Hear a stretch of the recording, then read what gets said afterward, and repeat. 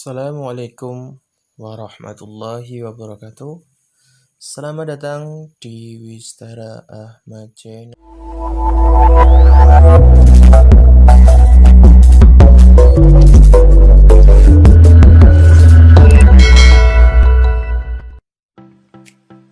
Assalamualaikum warahmatullahi wabarakatuh. Alhamdulillah, pada kesempatan kali ini kita bisa bertemu kembali dalam mata pelajaran fikih kelas 7 semester Kasal. Anak-anakku kelas 7, bagaimana kabarnya hari ini? Alhamdulillah, luar biasa. Allahu Akbar. Semoga kalian dalam keadaan sehat walafiat dan selalu dalam lindungan Allah Subhanahu wa taala. Allahumma amin. Dan semoga kalian mengikuti pembelajaran hari ini sampai akhir ya. Jangan lupa silakan siapkan semangat untuk mengikuti pembelajaran hari ini ya, walaupun masih daring tapi kalian harus tetap semangat. Silakan siapkan buku tulis dan juga alat tulis dan catat materi penting pada video kali ini ya.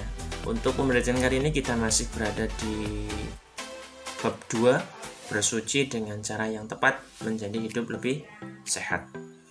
Sebelumnya kita belajar tentang najis ya, macam-macam najis dan lain sebagainya. Kali ini kita memasuki subbab 2, yaitu tentang hadas, pembagian dan tata cara mensucikannya. Oke, anak-anakku, bagi kalian yang belum klik subscribe ya, silahkan semangatkan waktu untuk klik subscribe terlebih dahulu ya.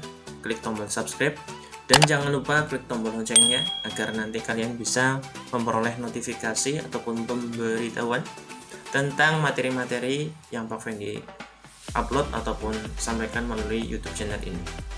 Dan jangan lupa silakan klik tombol like dan juga share ke teman yang lainnya agar mereka pun bisa memperoleh manfaat dari video pembelajaran kali ini. Oke. Marilah kita buka pembelajaran hari ini dengan membaca basmalah bersama. Bismillahirrahmanirrahim. Subbab B, hadas, pembagian ya, dan tata cara mensucikannya.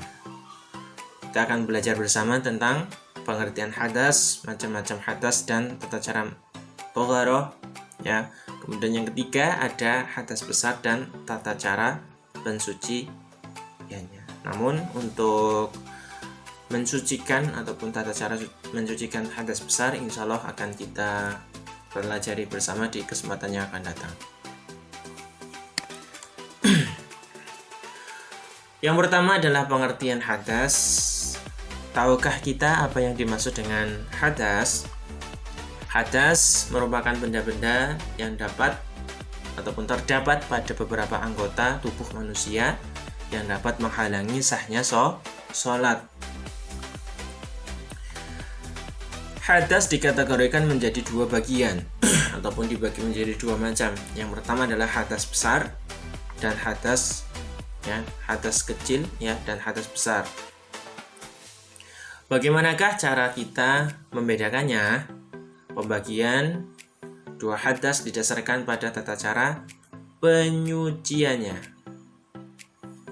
Penyucian hadas kecil ya cukup dilakukan dengan cara berwudu ataupun karena hal-hal tertentu dapat digantikan dengan bertayamum. Sedangkan hadas besar hanya dapat dilakukan dengan mandi junub ataupun mandi janabah ya. Bisa dipahami anak-anak?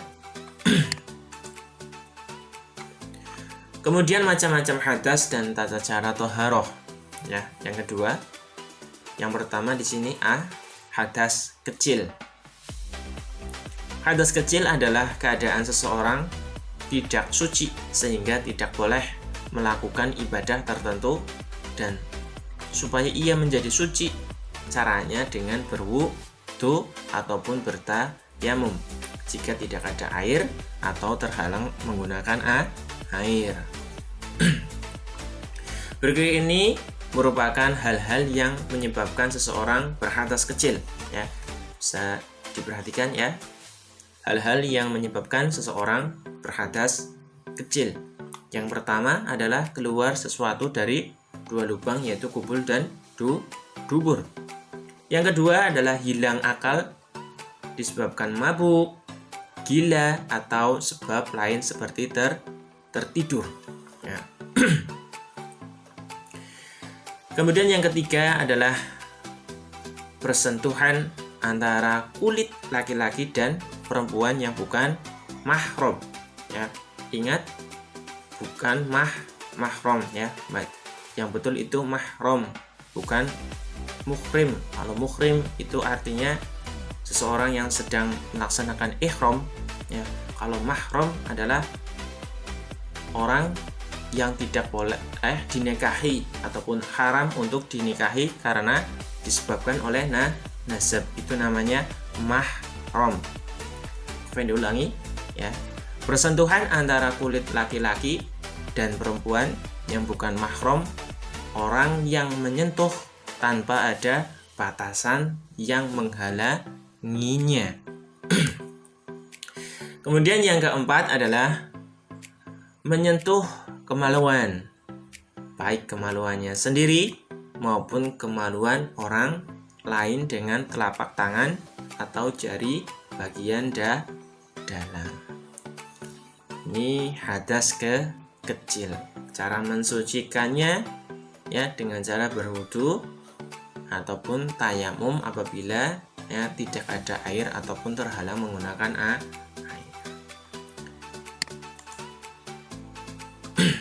Kemudian larangan bagi orang yang berhadas kecil.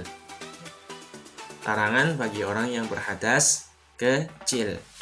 Yang pertama adalah sholat. Ya, orang yang sedang berhadas kecil itu tidak boleh melakukan sholat.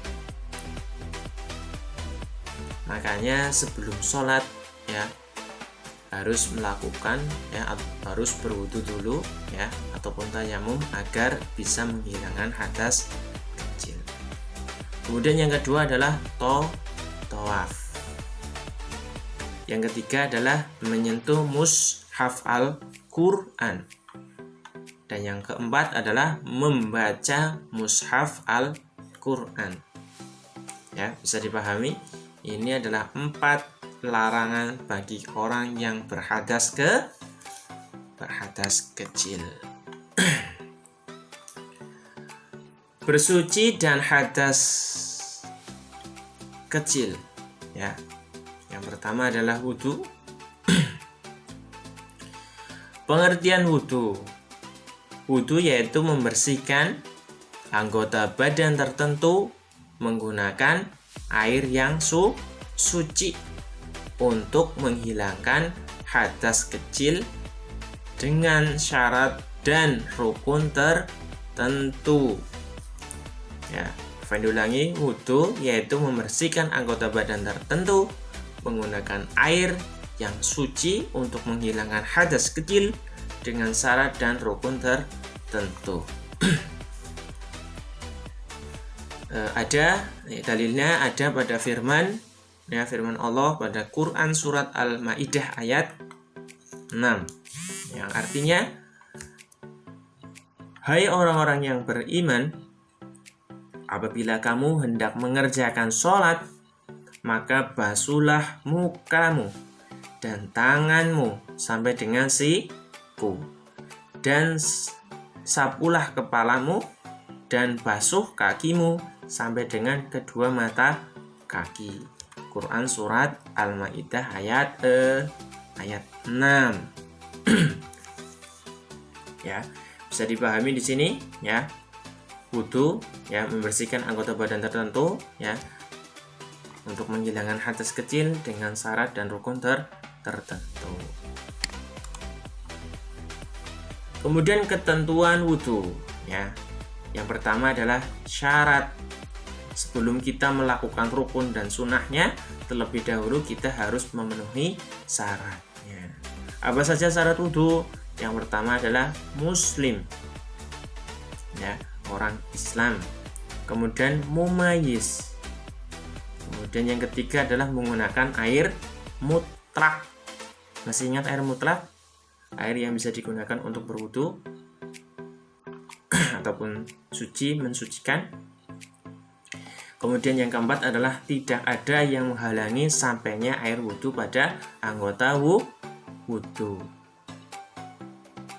Dan yang terakhir, tidak dalam keadaan haid ataupun nifas. Ini adalah syarat dari wudhu, ya, harus dipenuhi terlebih dahulu sebelum kalian melakukan rukun dan sunnahnya. Kemudian apabila syaratnya sudah terpenuhi, ya, maka melaksanakan wudhu, ya, yaitu kita melaksanakan rukun dan sunnahnya. Rukun adalah sesuatu yang harus dikerjakan, ya. Apabila ditinggalkan maka wudhunya tidak sah.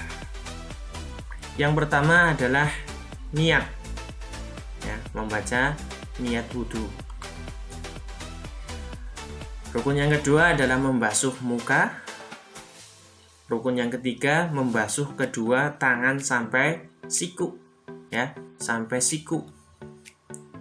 Kemudian mengusap sebagian kepala. Yang kelima membasuh kedua kaki sampai mata kaki. Dan yang terakhir tertib. Ini adalah rukun wudhu, ya, yang tidak boleh ditinggalkan pada saat melaksanakan wudhu. Oke, bisa dipahami, ya. Selanjutnya sunnah wudhu. Nah, sunnah ini tahu, ya, artinya sunnah. Apabila dikerjakan mendapat pahala, namun kalau ditinggalkan ya tidak berdosa. Sunnah wudhu yang pertama adalah membaca basmalah, ya. Sebelum wudhu kita disunahkan untuk membaca basmalah terlebih dahulu. Kemudian mencuci telapak tangan. Setelah itu berkumur. Kemudian menghirup air dengan hidung dan mengeluarkannya, ya. Jadi menghirup air, ya, dengan hidung dan mengeluarkannya. Yang kelima, mendahulukan anggota badan bagian kanan. Selanjutnya membasuh semua anggota wudhu, ya, sebanyak tiga kali. Yang 3 kali ini sunnah. Selanjutnya membasuh telinga bagian luar dan dalam. Yang terakhir adalah berdoa, ya. Ini adalah sunnah wudhu, ya.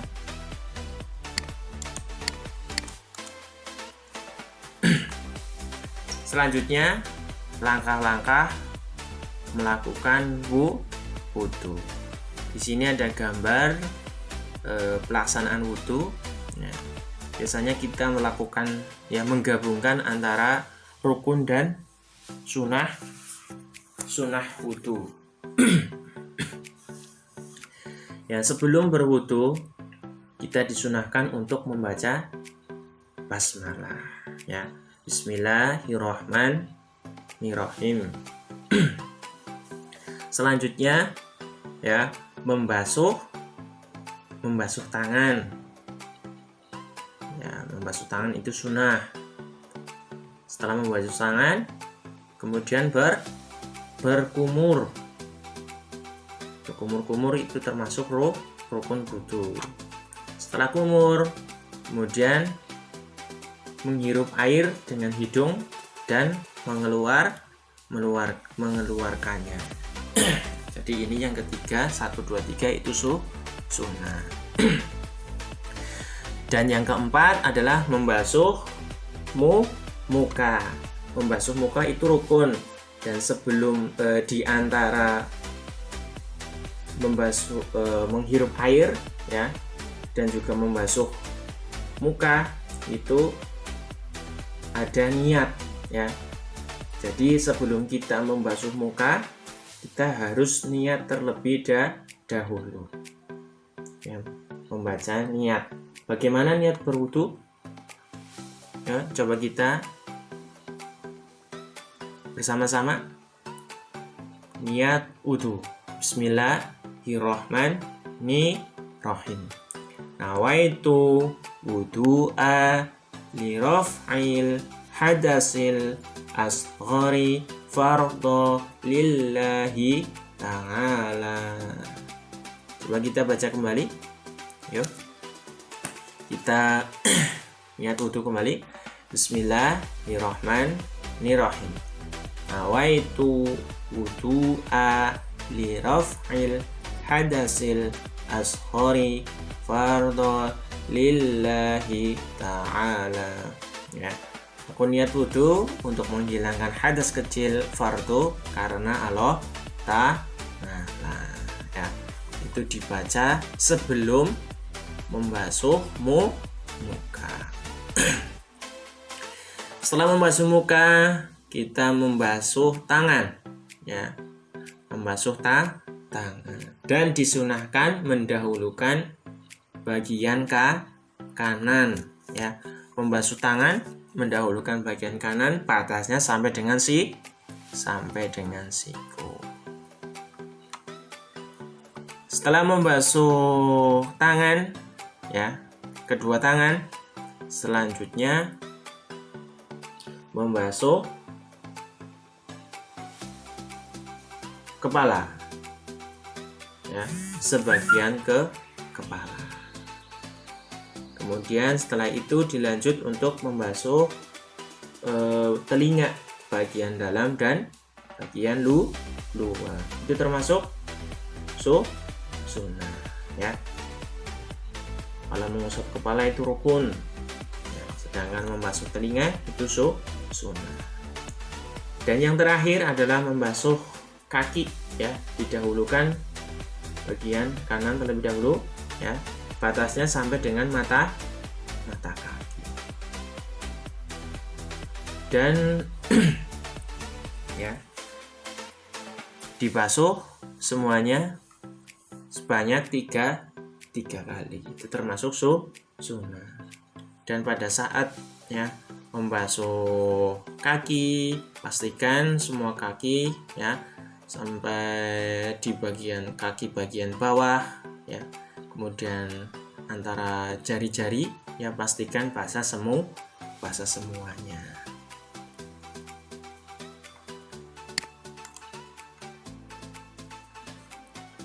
Ya, ini adalah niat berwudu.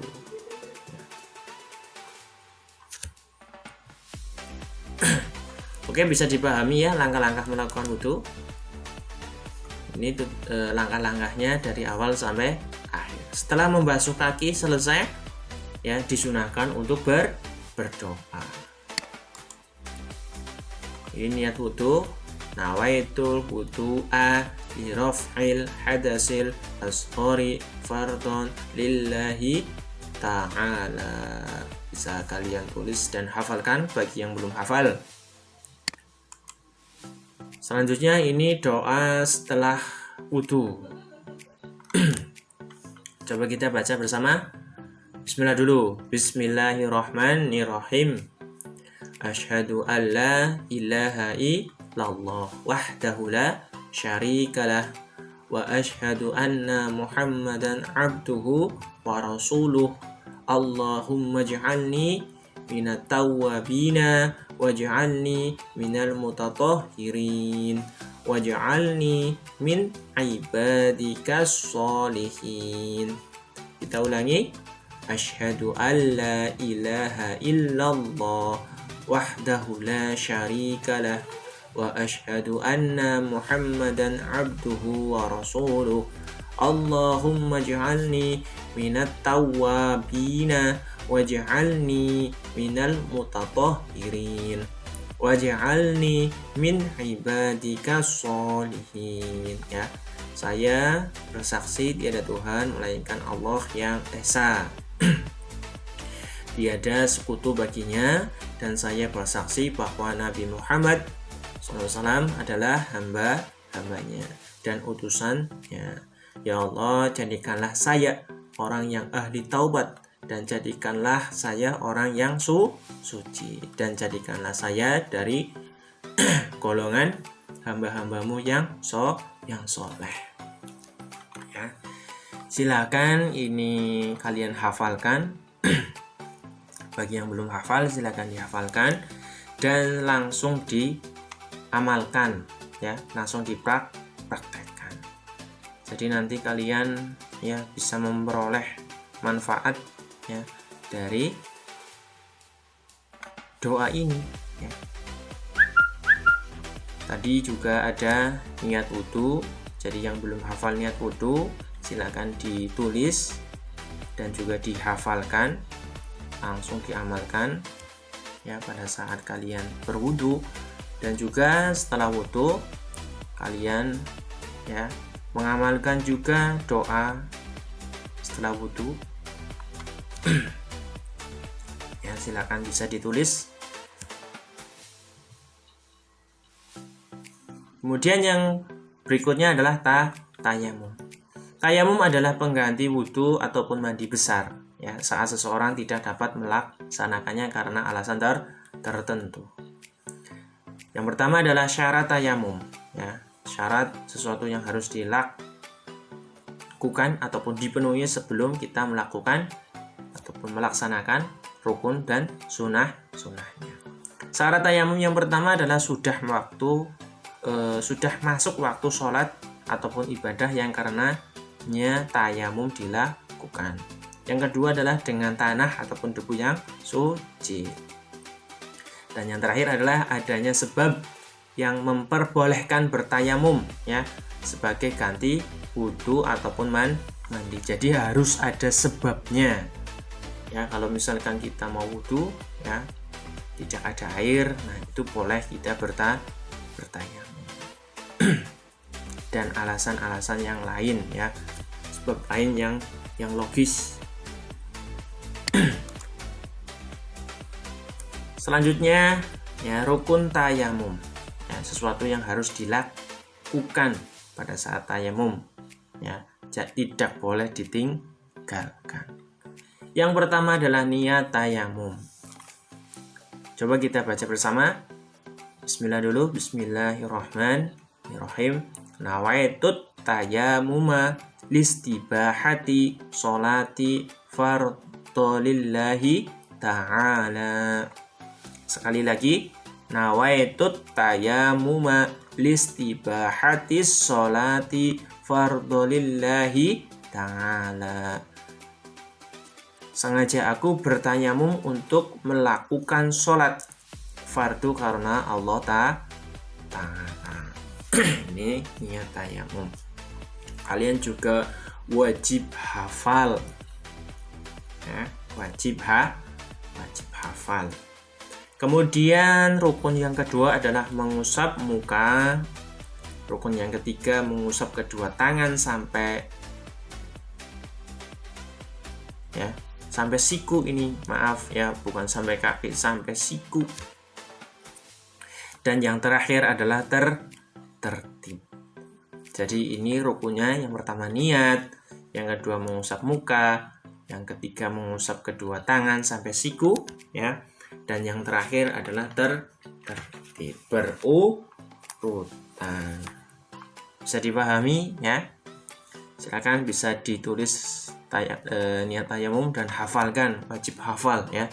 Anak MTS harus hafal niat tayamum, doa setelah wudu ya. Niat berwudu itu harus hafal. Selanjutnya ini ada langkah-langkah melakukan tayamum. Langkah yang pertama adalah mengambil ataupun mengusapkan tangan pada debu ataupun tanah ya. Kemudian ini ya. Setelah itu ya, mengusapkan tangan ke wajah sambil membaca niat tayamum ya. Ataupun sebelum diusapkan wajah, niat tayamum. Setelah mengusapkan ke wajah ya, kemudian mengambil debu yang suci ataupun tanah ya, kemudian kita mengusapkannya ke tangan, mulai dari ujung ya, dengan mengawalinya pada bagian kanan ya, kita usapkan dari ujung tangan sampai siku. Setelah itu kita melakukannya pada tangan bagian kiri. Ini adalah langkah-langkah dari tayamum. Bisa dipahami? Oke ya. Mungkin itu materi pada pembahasan kali ini. Silakan, misal ada anak kalian ya, anak-anakku kelas 7 yang belum paham, silakan bisa ditanyakan ataupun bisa langsung ditulis di kolom komentar ataupun langsung WhatsApp ya. Silakan, saya tunggu. Dan untuk yang terakhir di sini silakan evaluasi. Ada 5 soal di sini, silakan kalian kerjakan ya. Kalian jawab pertanyaannya di buku fikih masing-masing. Oke, semoga pembelajaran hari ini bermanfaat buat kalian. Ingat ya, dihafalkan, kemudian dipraktekkan ya, diamalkan dalam kehidupan sehari-hari ya. Niat wudhu, doa setelah wudhu ya, dan juga doa tayamum. Oke, jangan lupa apabila video ini bermanfaat, silakan klik tombol like dan juga share ke teman yang lainnya agar kita bisa berbagi manfaat dari video pembelajaran kali ini. Oke, marilah kita tutup pembelajaran hari ini dengan membaca hamdalah bersama. Alhamdulillahirabbil alamin. Oke, akhir kata, wassalamualaikum warahmatullahi wabarakatuh.